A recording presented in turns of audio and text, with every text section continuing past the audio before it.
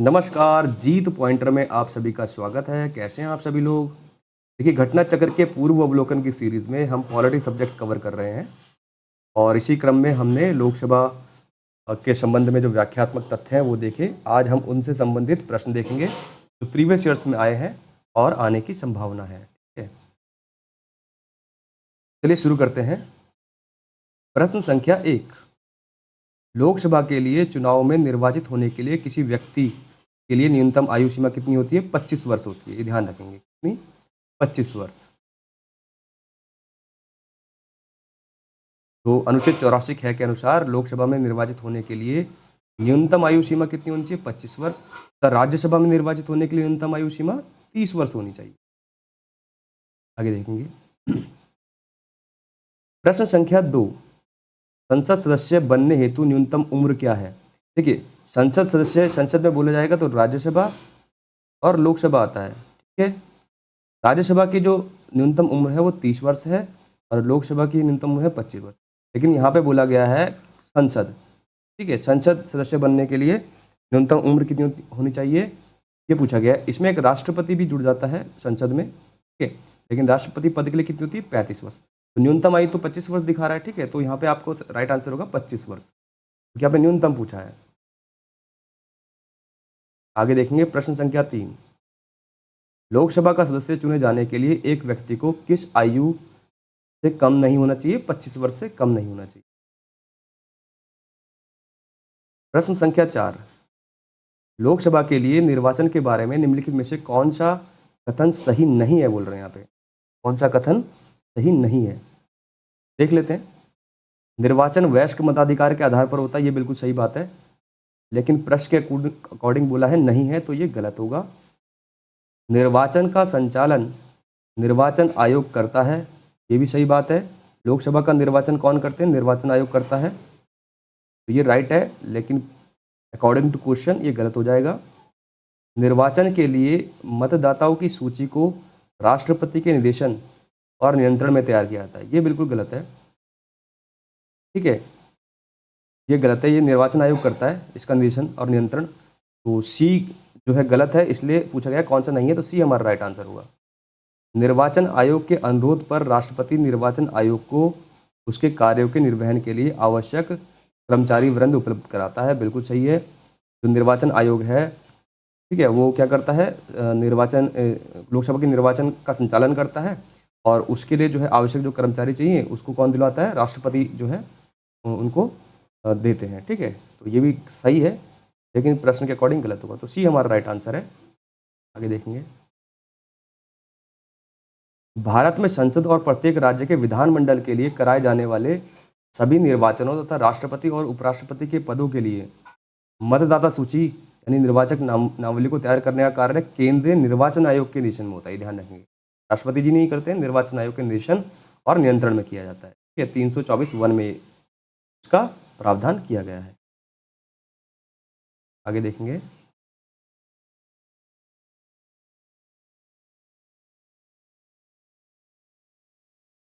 प्रश्न संख्या 5, लोकसभा के निर्वाचन के लिए नामांकन पत्र, ऑप्शन देख लेते हैं। भारत में निवास करने वाले किसी भी व्यक्ति द्वारा दाखिल किया जा सकता है, ऐसा नहीं है, क्योंकि एक मिनिमम एज होती है 25 वर्ष, ये गलत होगा। जिस निर्वाचन क्षेत्र में निर्वाचन लड़ा जाना है वहाँ के किसी निवासी द्वारा दाखिल किया जा सकता है, बिल्कुल गलत। फिर से वही 25 वर्ष उम्र होनी चाहिए। भारत के किसी नागरिक द्वारा जिसका नाम किसी निर्वाचन क्षेत्र की मतदाता सूची में है दाखिल किया जा सकता है, ये बिल्कुल सही है। ठीक है, क्योंकि यहाँ पे बोला है मतदाता सूची में, और मतदाता सूची में कौन आता है? वयस्क मताधिकार आता है। ठीक है, वयस्क मताधिकार यहाँ पे ये बोला गया। ठीक है, क्योंकि लोकसभा का निर्वाचन कैसे किस आधार पर होता है? वयस्क मताधिकार पर होता है। और मतदाता सूची कैसे बनती है? वयस्क मताधिकार के अंतर्गत बढ़ती है और क्षेत्र में जो है नाम होना चाहिए। तो भारत के किसी नागरिक द्वारा जिसका नाम किसी निर्वाचन क्षेत्र की मतदाता सूची में दाखिल किया जा सकता है, सी राइट आंसर होगा। फिर से वही भारत के किसी भी नागरिक द्वारा दाखिल किया जा सकता है, ये भी गलत होगा।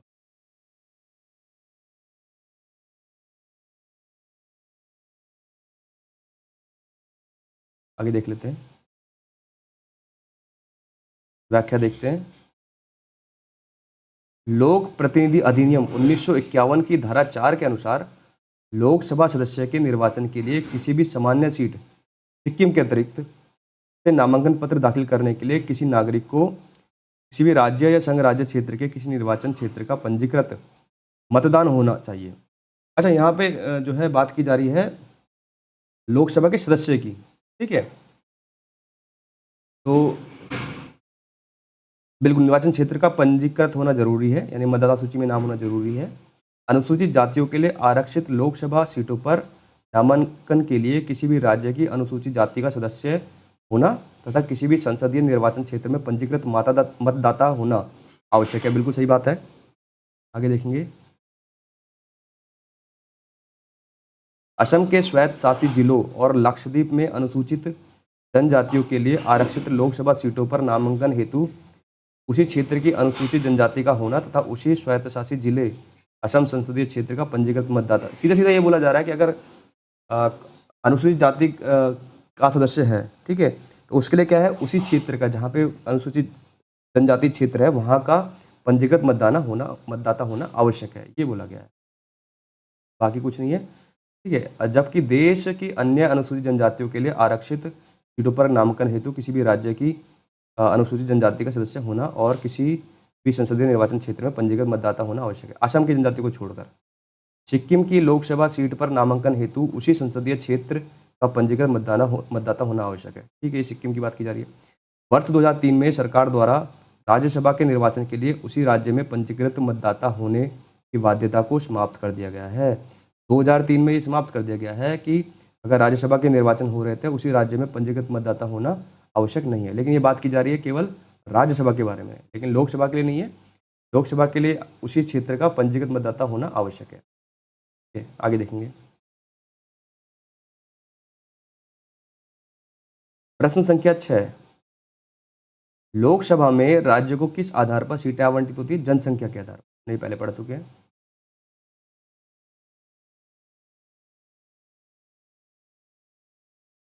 देखिए एक बार व्याख्या देख लेते हैं इसकी, क्या कहना चाह रहे हैं। लोकसभा के सदस्यों के चुनाव के प्रयोजन के लिए प्रत्येक राज्य को प्रादेशिक निर्वाचन क्षेत्रों में विभक्त कर दिया जाता है। बिल्कुल सही बात है। लोकसभा के जो चुनाव होते हैं उसमें जो है प्रादेशिक क्षेत्रों में निर्वाचन क्षेत्रों में विभक्त कर दिया जाता है। प्रत्येक राज्य को प्रादेशिक निर्वाचन क्षेत्रों में ऐसी रीति से विभाजित किया जाता है कि प्रत्येक निर्वाचन क्षेत्र की जनसंख्या तथा उसके लिए नियत किए गए सदस्यों की संख्या का अनुपात समस्त राज्य में यथासाध्य एक ही हो तथा प्रत्येक राज्य के लिए लोकसभा के स्थानों की संख्या का बंटवारा ऐसी रीति से किया जाएगा कि स्थानों की संख्या से राज्य की जनसंख्या का अनुपात समस्त राज्यों के लिए यथासाध्य एक ही है। देखिए यहाँ पे ये कहना चाह रहे हैं कि अगर लोकसभा के लिए सीटों का आवंटन करना है तो जनसंख्या के आधार पर किया जाएगा और जो भी राज्य होगा उसकी जनसंख्या के आधार पर निर्वाचन क्षेत्रों को बांट दिया जाएगा। इससे क्या होगा, सबका अनुपात समान हो। मान लीजिए किसी राज्य में जनसंख्या ज़्यादा है, किसी में कम है, तो उसी प्रकार से जो है सीटों का आवंटन बांटा जाएगा कि इन दोनों का अनुपात एक रहे, ठीक है। ये बोल रहे हैं बस, ठीक है। तो इस प्रकार संविधान लोकसभा के निर्वाचन में प्रतिनिधित्व की एक रूपता जनसंख्या के आधार पर दो प्रकार से स्थापित करने का बंद करता है, विभिन्न राज्यों में और एक राज्य के विभिन्न निर्वाचन क्षेत्रों में। वही है कि एक रूपता होनी चाहिए, अनुपात समान होना चाहिए, सीटों का आवंटन समान होना चाहिए जनसंख्या के आधार पर, ये बोला गया है। आगे देखेंगे।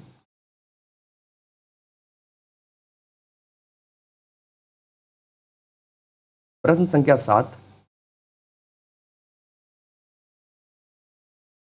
भारत के संविधान के अनुच्छेद 82 ठीक है के अनुसार लोकसभा की सीटों का राज्यों के मध्य आवंटन जनगणना के आधार पर है। तो ये पूछ रहे हैं कि जो लोकसभा की सीटों का राज्यों के मध्य आवंटन है वो उसको कौन से जनगणना का आधार वर्ष माना गया है, तो 1971 को, ये ध्यान रखेंगे। राज्यों के मध्य जो सीटों का आवंटन माना गया है 1971 को माना गया है, ठीक है। और ये किसमें किया गया है इसका प्रावधान? अनुच्छेद 82 में। प्रश्न इस प्रकार आता है कि अगर जो है लोकसभा की सीटों का राज्यों के मध्य जो आवंटन किया गया है उसका उस जनगणना का आधार वर्ष क्या है, तो 1971 है, ये ध्यान रखेंगे। संविधान के अनुच्छेद 81 एवं अनुच्छेद 82 के अनुसार लोकसभा की सीटों का राज्यों के मध्य आवंटन 1971 की जनगणना के आधार पर है, ठीक है। यह व्यवस्था पहले वर्ष 2000 तक के लिए की गई थी। जब 1971 में जनगणना के आधार पर रखा गया था, तो ये कहा गया था कि ये जो है 2000 तक के लिए रहेगा, यानी 1971 की जनगणना का आधार वर्ष। परंतु 84वीं संविधान संशोधन अधिनियम 2001 के द्वारा अब इसको बढ़ाकर 2026 तक कर दिया गया है, ये ध्यान रखेंगे।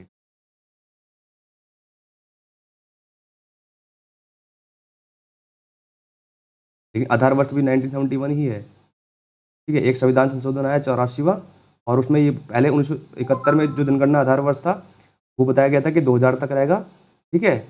उसी आधार पर जो है लोकसभा में राज्यों की सीटों का आवंटन किया जाएगा, ये बोला गया था। और फिर 2001 में संशोधन हुआ, ठीक है। और अब इसको जो है बढ़ाकर कहाँ तक कर दिया गया है, 2026 तक। अभी 2026 तक लोकसभा के जो सीटों का आवंटन है राज्यों में वो उसी प्रकार चलेगा, ठीक है।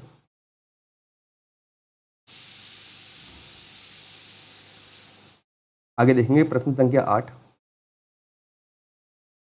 वर्तमान लोकसभा में प्रत्येक राज्य के लिए स्थानों का आवंटन आधारित है तो 1971 की जनगणना के आधार पर, ठीक है। 1971 की जनगणना के आधार पर लोकसभा की सीटों का आवंटन किया गया था राज्यों के लिए, और ये कब तक के लिए था, 2000 के लिए। फिर 2001 में, अब यहाँ पे समाप्त हो जाता है, तो 2001 में संविधान संशोधन लाया गया एक 84वां, और इसे अब बढ़ाकर कहाँ तक कर दिया गया है समय सीमा, 2026 तक। 2026 तक जो जनगणना आधार वर्ष माना जाएगा वो 1971 ही माना जाएगा। तो 1971 की जनगणना के अनुसार ही लोकसभा में राज्यों की सीटों का आवंटन चलेगा। तो वर्तमान में भी यही चल रहा है। आगे देखेंगे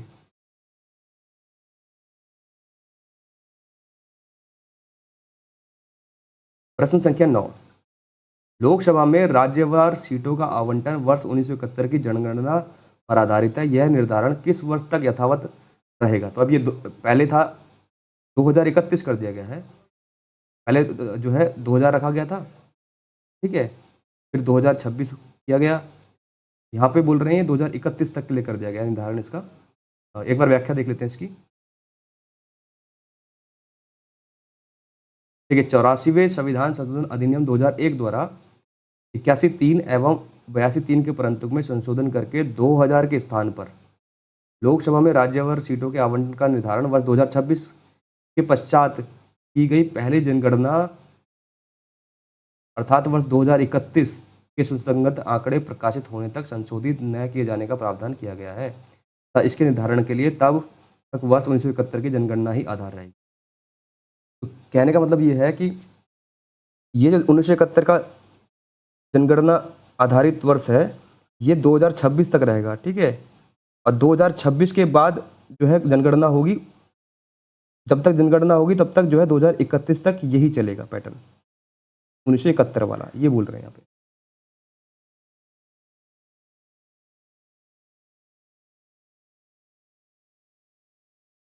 2031 में 17वीं जनगणना होगी, ठीक है।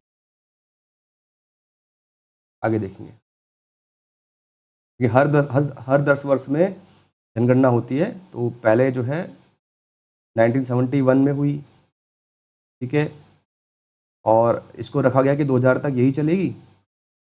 फिर 2001 में जनगणना हुई, इसको आगे बढ़ा दिया गया, ठीक है, कि इसी जनगणना के आधार पर चलेगा, ठीक है, 2026 तक। अब ये कब तक चलना है, अब जो नेक्स्ट जनगणना होगी वो 2031 में होगी, 2031 तक यही चलेगा, ये बोला जा रहा है।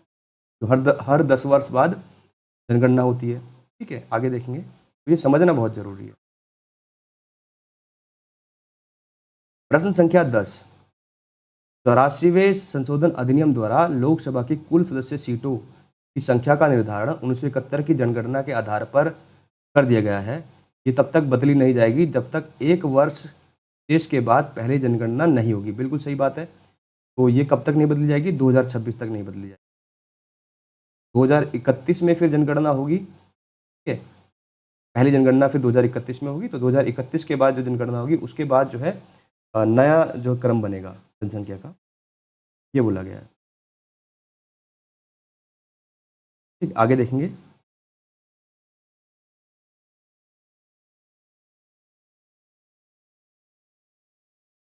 प्रश्न संख्या 11।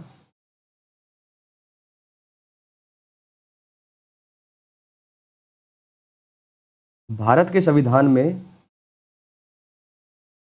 निर्धारित की गई लोकसभा में सदस्यों की अधिकतम संख्या हो सकती है? तो 547, 545 या 552 है, इनमें से कोई नहीं। ठीक है, तो आंसर होगा इनमें से कोई नहीं, क्योंकि अभी कोई निर्धारित नहीं की गई कि अधिकतम संख्या कितनी हो सकती है। ये पैटर्न भी देखेंगे। लोकसभा के सदस्य जनता द्वारा प्रत्यक्ष निर्वाचित से चुने जाते हैं। इसके सदस्यों की अधिकतम संख्या 552 है। मैक्सिमम संख्या है 530 राज्यों से, 20 संघ राज्यों से और 2 एंग्लो इंडियन समुदाय से। लेकिन अब एंग्लो इंडियन समाप्त हो गए ना, यही तो बात है प्रेजेंट में। हो सकती थी, तो अनुच्छेद 81, 331 जो कि अब समाप्त हो गया है। 104वें संविधान संशोधन अधिनियम 2019 द्वारा लोकसभा एवं राज्य विधानसभाओं में आंग्ल भारतीय समुदाय के प्रतिनिधित्व के लिए सदस्य को नामित करने की व्यवस्था को आगे न बढ़ाते हुए निष्प्रभावी कर दिया गया, यानी खत्म हो गई है। तो तदनुसार अब लोकसभा की जो सदस्यों की अधिकतम संख्या कितनी हो गई? 550 हो गई। लेकिन इस समय क्वेश्चन आया था, 2008 की बात है, MBPCS में आया है ये, ठीक है, 2008 की बात है। 2008 में इसलिए उस समय जो आंसर सही होता है वो 552 होता, लेकिन अब प्रेजेंट टाइम में ये 2 जो आंग्ल भारतीय होते हैं लोकसभा में, वो समाप्त कर दिए गए हैं। अब मैक्सिमम संख्या कितनी होगी लोकसभा की? 550। अगर अब इस समय में अगर प्रश्न बनता है वर्तमान काल में, तो जो अधिकतम संख्या हो सकती है कितनी? 550, जैसे 530 राज्यों से और 20 संघ राज्य क्षेत्रों से। ध्यान रखेंगे इस बात का। प्रश्न संख्या 12, निम्न संवैधानिक संशोधन में से कौन से राज्यों से निर्वाचित होने वाले लोकसभा के सदस्यों की संख्या में वृद्धि करने से संबंधित है? यहाँ पे प्रश्न ये बोला जा रहा है कि जो संवैधानिक संशोधन आया, कौन से राज्यों से निर्वाचित होने वाले लोकसभा के सदस्यों की संख्या में वृद्धि करने से संबंधित। लोकसभा के सदस्यों की संख्या में जो वृद्धि की कौन कौन से संविधान संशोधन यहाँ पे आए हैं? 7वां संविधान संशोधन और 31वां संविधान। ये बहुत महत्वपूर्ण बिंदु है, इसको याद रखेंगे। तो इस प्रकार सी हमारा राइट आंसर होगा। की व्याख्या देख लेते हैं।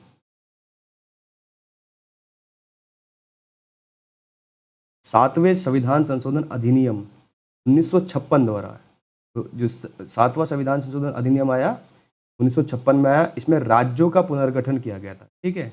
और अनुच्छेद 81 के तहत राज्यों से निर्वाचित होने वाले लोकसभा सदस्यों की संख्या अधिकतम 500 और संघ राज्य क्षेत्रों से चुने जाने वाले लोकसभा सदस्यों की संख्या अधिकतम 20 निर्धारित की गई थी। यहाँ पे ये बोला जा रहा है 7वां संविधान संशोधन आया कब? 1956 में, 1956 में, ठीक है। और इसमें क्या निर्धारण किया गया कि 500 सदस्य राज्यों से होंगे और 20 सदस्य जो है संघ शासित क्षेत्रों से होंगे। जो 520 सदस्य होंगे 2 एंग्लो भारतीय, टोटल मिलाकर 552। तो पहला जो संविधान संशोधन हुआ लोकसभा के सीटों के आवंटन से संबंधित, वो 7वां था, क्योंकि राज्यों का पुनर्गठन किया गया 1956 में, ठीक है। दूसरा, तो 2 संशोधन हुए हैं लोकसभा की सीटों के आवंटन से संबंधित। दूसरा हुआ है 31वां संविधान संशोधन अधिनियम 1973 में। इसके द्वारा राज्य और संघ राज्य क्षेत्रों से चुने जाने वाले लोकसभा सदस्यों की अधिकतम संख्या क्रमशः 525 और 20 निर्धारित की गई थी, ठीक है। पहला आया 7वां 1956 में, दूसरा आया 31वां संविधान संशोधन 1973 में, 1973 में, ठीक है। ये 2 संशोधन हुए हैं, एक है 7वां और एक है 31वां।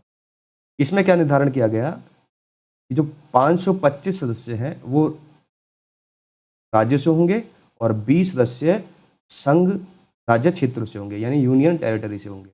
ये बात की गई थी। ये बहुत महत्वपूर्ण है, इसको याद रखेंगे। 2 बार संशोधन हुआ है लोकसभा की सीटों के आवंटन से संबंधित, 7वां 1956 और 31वां 1973, ठीक है। आगे देखते हैं। 14वें संविधान संशोधन अधिनियम 1962 द्वारा संघ राज्य क्षेत्र से चुने जाने वाले लोकसभा सदस्यों की अधिकतम संख्या को बढ़ाकर 25 किया गया था। इसे 31वें संविधान संशोधन द्वारा पुनः 20 कर दिया। फिर एक 14वां संविधान संशोधन आया 1962 में, जिसमें जो है जो संघ राज्य क्षेत्र से आने वाले सदस्य हैं उनकी संख्या 25 की गई थी, लेकिन पुनः 31वें संविधान संशोधन द्वारा 20 कर दिया गया था, ठीक है। 7वां, 14वां और 31वां, ये ध्यान रखेंगे। तत्पश्चात गोवा, दमन और दीव पुनर्गठन अधिनियम 1987 के द्वारा निर्वाचित लोकसभा सदस्यों की कुल अधिकतम संख्या बढ़ाकर 550 निर्धारित की गई थी, ठीक है। 530 से अनधिक होगी और 20 संघ राज्य क्षेत्रों से, ये ध्यान रखेंगे। तो 7वां और 31वां याद रखेंगे। संविधान संशोधन 7वां आया था 1956 में, जो कि राज्य पुनर्गठन आयोग था, और 31वां आया 1973 में। इसमें प्रावधान किया गया 530 सदस्य राज्य से होंगे और 20 सदस्य संघ राज्य क्षेत्रों से होंगे। आगे देखते हैं। प्रश्न संख्या 13, संविधान के किस संशोधन ने लोकसभा के सदस्यों की संख्या 525 से बढ़ाकर 545 कर दी? बिल्कुल सही बात है। 31वां संविधान संशोधन आया था 1973 में, याद रखेंगे। ठीक है, 31वां संविधान संशोधन आया 1973 में, जिसने लोकसभा के सदस्यों की संख्या 525 से बढ़ाकर 545 कर दी थी। ठीक है,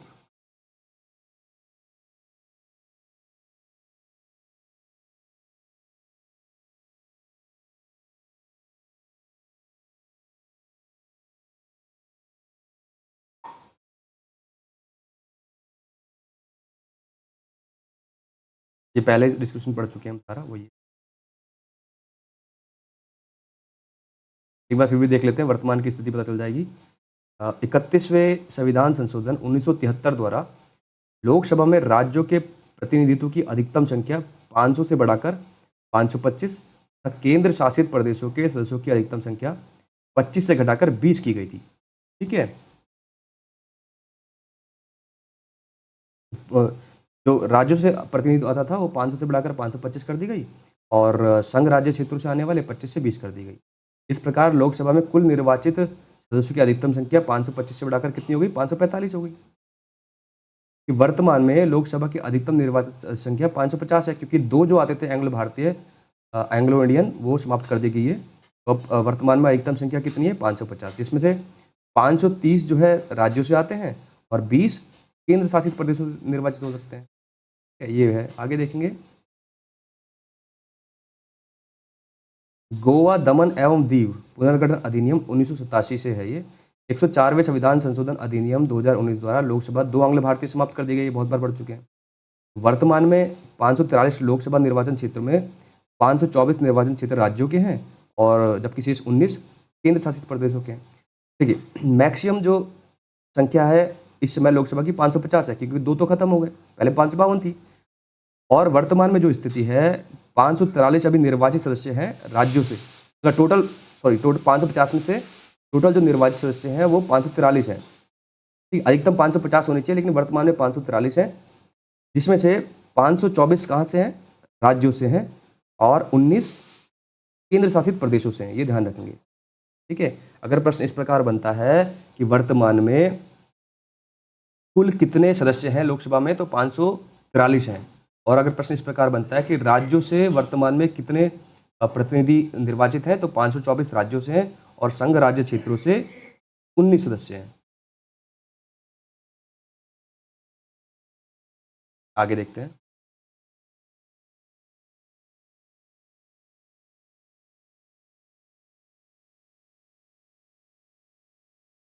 प्रश्न संख्या 14, लोकसभा में सदस्यों की जो अधिकतम संख्या निर्धारित की गई है कितनी है? वर्तमान में 550 है, ये ध्यान रखेंगे। तो अधिकतम संख्या निर्धारित की गई है 550 है, लेकिन अभी निर्वाचित सदस्य कितने हैं? 543 हैं। ठीक है, इसमें से 524 राज्यों के हैं और 19 संघ राज्य क्षेत्रों के निर्वाचित हैं। कोई सा भी प्रश्न बन सकता है, मैं आपको पहले बता चुका हूँ, ध्यान रखेंगे।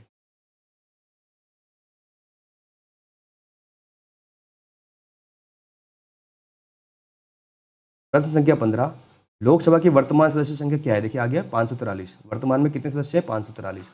ठीक है, अधिकतम हो सकते हैं 550, वर्तमान में कितने हैं? 543। ठीक है, और उसमें से राज्यों से कितने हैं? 524, और संघ राज्य क्षेत्रों से यानी यूनियन टेरिटरी से कितने हैं? 19। ये ध्यान रखेंगे।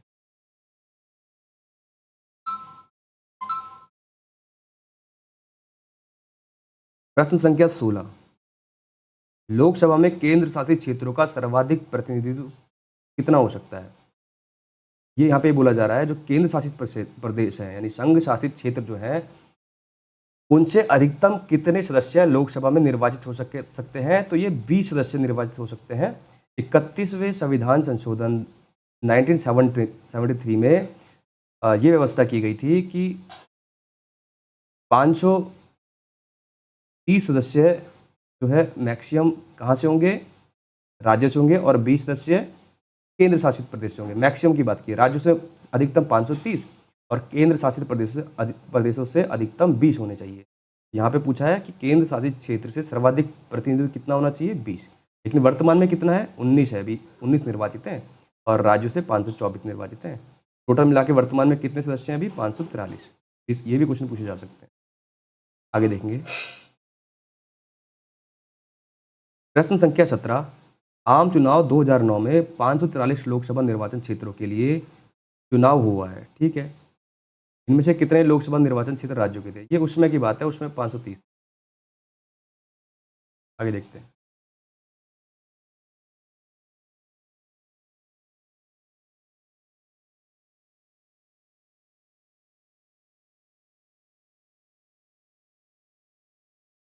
प्रश्न संख्या 18। लोकसभा में केंद्र शासित प्रदेशों के लिए कितनी सीटें आरक्षित हैं, 20। ये ध्यान रखेंगे, ये हम पहले ही पढ़ चुके हैं कई बार। 31वें संविधान संशोधन द्वारा 1973 में व्यवस्था की गई।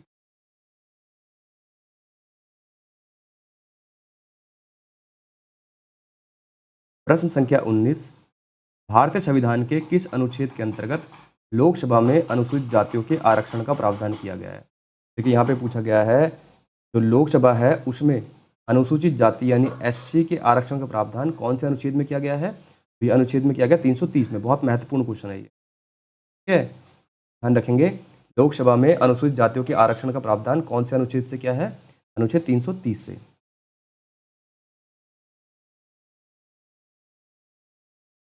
अनुच्छेद 330 के तहत लोकसभा में अनुसूचित जातियों के लिए आरक्षण का प्रावधान किया गया है।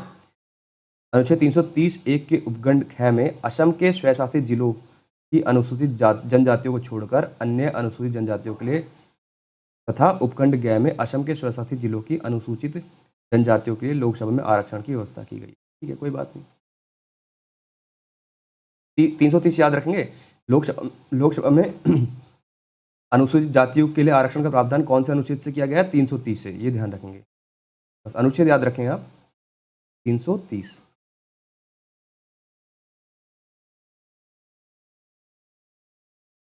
प्रश्न संख्या 20। निम्नांकित राज्यों में अनुसूचित जनजातियों के लिए लोकसभा में स्थान आरक्षित नहीं है। यहाँ पे ये बोला जा रहा है कि कौन से राज्यों से लोकसभा में अनुसूचित जनजाति यानी एसटी शेड्यूल्ड ट्राइब्स के लिए सीटें आरक्षित नहीं है। तो केरल और तमिलनाडु, ये ध्यान रखेंगे। केरल और तमिलनाडु से लोकसभा के लिए अनुसूचित जनजाति के लिए आरक्षण का प्रावधान नहीं है। केरल और तमिलनाडु, बहुत महत्वपूर्ण क्वेश्चन है ये, ठीक है।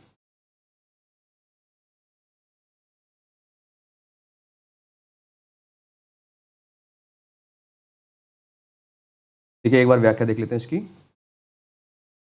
प्रश्नावधि में अग्रांकित राज्यों संघ राज्य क्षेत्रों में अनुसूचित जनजातियों के लिए लोकसभा में स्थान आरक्षित नहीं थे, पहले नहीं थे। कहाँ कहाँ, अरुणाचल प्रदेश में, बिहार, गोवा, हरियाणा, हिमाचल प्रदेश, जम्मू एवं कश्मीर, कर्नाटक, केरल, मेघालय, नागालैंड, पंजाब, सिक्किम, तमिलनाडु, उत्तराखंड एवं उत्तर प्रदेश राज्यों में तथा दादरा एवं नगर हवेली, लक्षद्वीप के अतिरिक्त अन्य संघ राज्य क्षेत्रों में।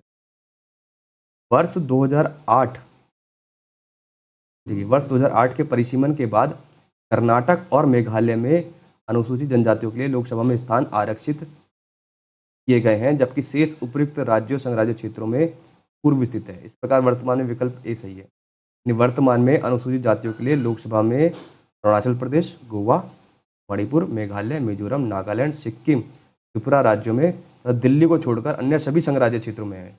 ये ध्यान रखना है। दिल्ली संघ राज्य क्षेत्र में भी एसटी के लिए लोकसभा में आरक्षण नहीं है और केरल और तमिलनाडु में भी नहीं, बाकी सब में है। ये ध्यान रखें, क्योंकि ये डेवलप सिटी है ना ये, केरल, तमिलनाडु और दिल्ली। यहाँ लोकसभा में अनुसूचित जनजाति के लिए आरक्षण का प्रावधान नहीं है। देख लेते हैं। प्रश्न संख्या 21। किस राज्य की लोकसभा में अनुसूचित जाति और अनुसूचित जनजाति के लिए आरक्षण नहीं है। यानी कौन सा राज्य ऐसा है जिसमें ना तो एससी के लिए सीटें आरक्षण है और ना ही एसटी के लिए सीटों का आरक्षण किया गया है। तो अरुणाचल प्रदेश और जम्मू एंड कश्मीर बोल रहे हैं।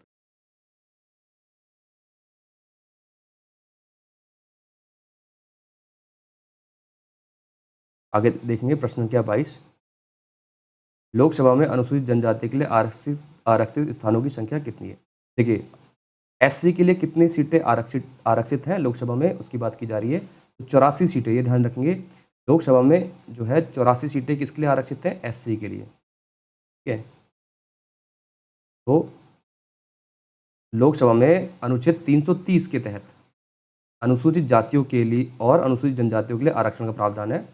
वर्तमान लोकसभा में कुल 84 सीटें किसके लिए? एससी के लिए हैं, और 47 सीटें किसके लिए? एसटी के लिए आरक्षित है, यानी अनुसूचित जनजाति। तो प्रश्न अगर इस प्रकार आता है कि एससी के लिए कितनी सीटें आरक्षित हैं लोकसभा में? 84, और एसटी के लिए कितनी सीटें आरक्षित हैं? 47। ये ध्यान रखेंगे।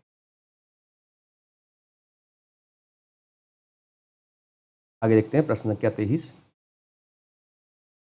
यदि किसी राज्य के लिए लोकसभा के स्थानों की आवंटित संख्या 42 हो तो उस राज्य के लिए अनुसूचित जाति हेतु आरक्षित स्थानों की संख्या क्या होगी? तो ये क्वेश्चन थोड़ा जमा नहीं।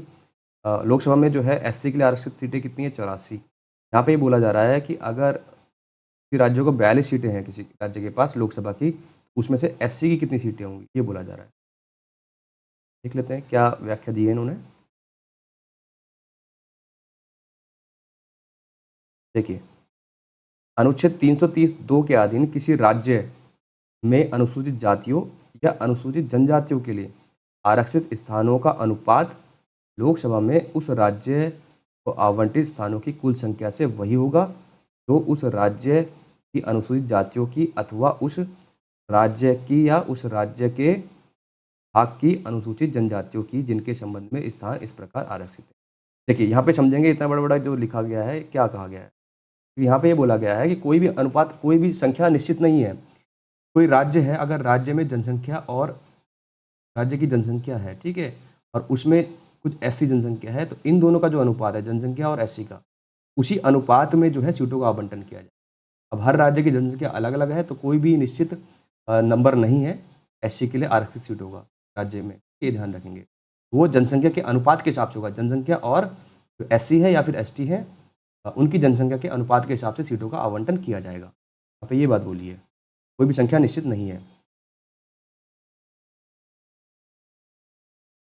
ये सारी बात बोली गई।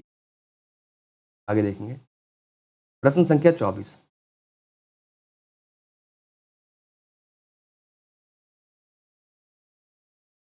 लोकसभा में अनुसूचित जनजातियों के लिए निम्न में से किस राज्य में सर्वाधिक आरक्षित सीटें हैं? तो प्रश्न ये आपसे पूछना चाह रहा है, कौन सा राज्य है जिसमें लोकसभा की सर्वाधिक सीटें जो है अनुसूचित जनजातियों की है? तो मध्य प्रदेश, ये ध्यान रखेंगे। ठीक है, मध्य प्रदेश में जो है सबसे ज़्यादा शेड्यूल ट्राइब्स की जो है सीटें आरक्षित हैं लोकसभा में। ठीक है, ये ध्यान रखेंगे। वर्ष 2008 के परिसीमन के बाद देश के सभी राज्यों में लोकसभा में अनुसूचित जनजातियों के लिए सर्वाधिक आरक्षित सीटें मध्य प्रदेश में। तो 2008 का जो परिसीमन हुआ है, उसमें जो है सबसे ज़्यादा जो एसटी की सीटें आरक्षित हैं लोकसभा के लिए, वो मध्य प्रदेश से हैं। ठीक है, उसके बाद उत्तर प्रदेश, फिर बिहार में सीटों की संख्या 0 है, जबकि गुजरात में ऐसी 4 सीटें, यानी उत्तर प्रदेश और बिहार में 0 है एसटी की शेड्यूल ट्राइब्स की। गुजरात में 4 सीटें हैं, ये बोल रहे हैं।